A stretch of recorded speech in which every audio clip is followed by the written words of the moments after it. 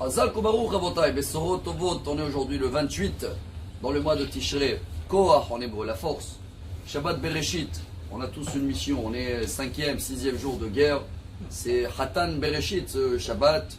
Et suite à Hatan Torah qui était il y a une semaine où tout le monde est au courant de ce qu'on a vécu, on doit tous se mobiliser, de faire ce que le premier mot de la Torah nous demande.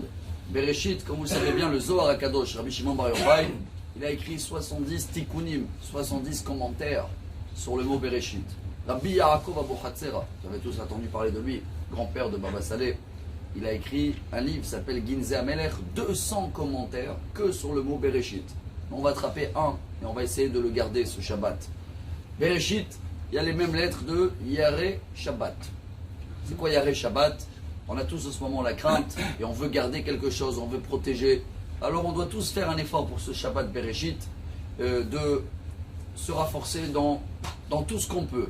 Beaucoup demandent, et pour ça même la rabbinat d'Israël, ils sont intervenus par rapport à la situation, comment on fait, on écoute beaucoup de choses et on sait qu'est-ce qu'on doit faire selon Dieu. Alors pour tous ceux-là qui veulent avoir un Shabbat où il va y avoir que des miracles, il faut quoi qu'il arrive se déconnecter de toutes les informations, ou des fois c'est 90% des informations qui ne font pas bien pour l'âme. On a dit il faut que remonter le moral, que du positif. Chacun c'est sa mission de diffuser autour de lui que des miracles et du montée de morale. Alors ce Shabbat, au cas où, il y a une chaîne en Israël, chaîne 14. Si quelqu'un il veut, il met, c'est un écran noir. Au cas où il y a un problème, ça intervient. Au cas où quelqu'un il veut, il met une application dans le téléphone, Pikoud Arwef, il n'y a rien, ça rien. S'il y a quelque chose, mais pas besoin et ça va gâcher tout le Shabbat de garder la télé ou de le machin. Il faut travailler notre crainte et la mettre sur le Shabbat. C'est pas ma demande, c'est la demande de tous les grands rabbins d'Israël. Et c'est à nous d'essayer de le faire jusqu'au bout.